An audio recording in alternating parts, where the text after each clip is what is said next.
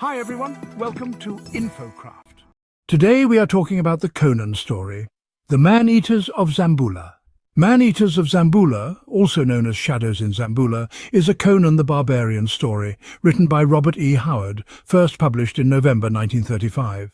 Here we find that our hero, Conan, helps a dancer save her insane lover from cannibals and evil priests in a desert town. The plot of the story goes like this. Conan's travels bring him to Zamboula, a city-state heavily populated by a slave caste of black men from a specific region. Having wasted his money gambling as usual, Conan prepares to retire for the night to a pre-rented room. Here he is accosted by a desert man who warns him from staying at the inn owned by Aram Baksh. According to the man, travellers check in, never to be seen again, with their possessions appearing later at the local markets. The nomad also says that pits with charred bones appear on the outskirts of the city. Conan, extremely short of coin, has already checked into the cheap inn, which is on the very edge of the city and has high walls and securely bolted doors. The district is also peculiarly deserted. Conan locks the bolt, though not before showing Aram that he always sleeps with his steel by his side. Late in the night, Conan is waked by the sounds of stealthy opening of a door and is instantly ready for action. In what ensues, he kills with his sword a gigantic black man with a cudgel and filed teeth. He realizes Aram Baksh has been selling warm bodies to cannibalistic Darfari slaves and selling the dead's possessions. Conan finds his way to the street with the intention of returning and settling the score with Aram Baksh, and finds three huge black men similarly attired to the one he killed in his room, carrying a struggling woman. Conan intervenes, slaying the three black men. The woman, who identifies herself as a dancing girl, Zabibi, explains that she sought a love potion to give to her lover, Alafdal, a young Turanian soldier, from the high priest of Hanuman. But the priest, Totrasmek, gave her a potion that would make her lover insane and try to kill her. Zabibi uses her feminine charms to convince Conan to help her. Totrasmek had said that he has the potion to undo the effects of the one he already gave her. If he could accompany her to Totrasmek and slay him and appropriate the portion, she would repay him. They find Alafdal, and Conan knocks him out cold with a blow to the head. Alafdal is bound until he can be cured of his madness. The two steal into Hanuman's shrine, where Zabibi locates a trick panel leading into a secret chamber. As she opens it, a pair of gigantic hands reach out and grab her. The door closes instantly, and Conan is unable to smash it down, though he hears the sounds of muffled screaming. Conan races through the marble corridors looking for a passage, and soon finds a well-lit room where a gigantic man, Baal Peor, reclines on a divan. Conan goes to kill the laughing, taunting giant, but he uses illusions to confound Conan, who gets his sword stuck on a huge magnet as a result of fighting these illusions. Baal Peor reveals that he performs sacrifices to Hanuman by breaking his victims' necks with his bare hands. The two lock up in a deadly embrace while Baal Peor, a Kosalan, explains who he was raised since childhood to sacrifice people to the god Yajur, but he has met his match with Conan, who, muscles straining, prevails, taunting Baal Peor before he kills him.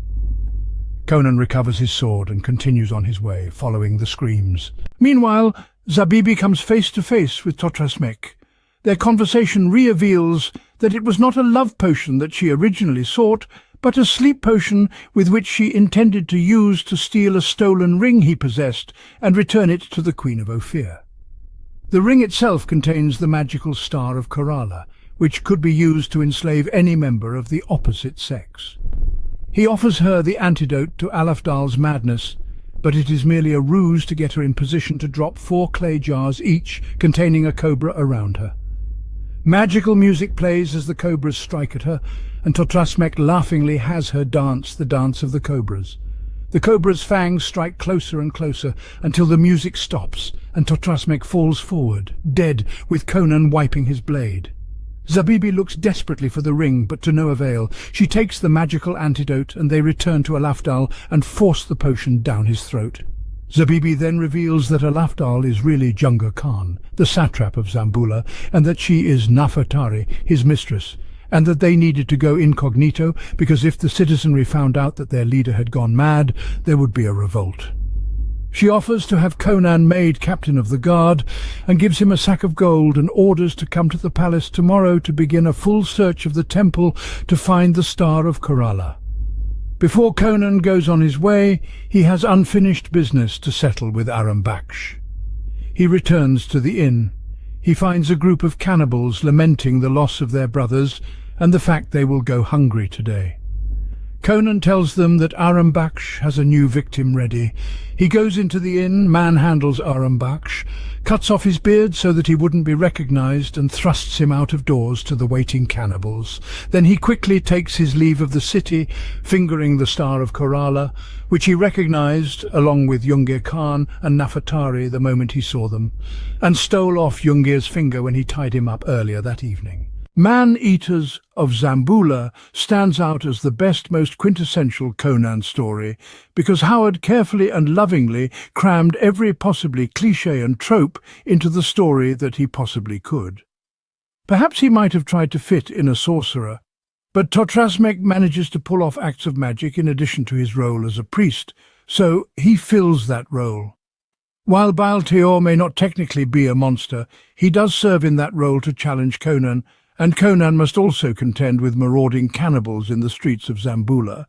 The story has everything: a mysterious stranger giving Conan an enigmatic warning which the Cimmerian completely ignores, a power struggle between a mad priest and a distant satrap and his power behind the throne wife, mystical potions, star-crossed lovers, beautiful naked women, the one man who can give Conan a physical challenge, snakes, cannibals, revenge, a precious gemstone. You can practically see the over-the-top movie trailer proclaiming the various elements of Conan's day in Zamboula, because all of that action takes place in a single day and night. The pace is fast, and Howard does a good job of painting a vivid picture of a totally crazy place full of crazy people and making it somehow internally consistent and believable. Every crazy thing that happened brought a smile to my face. Thank you for watching. For more content like this, please like and share our video and subscribe to our YouTube channel. If you enjoyed the content, let us know what you want to see next in the comments down below.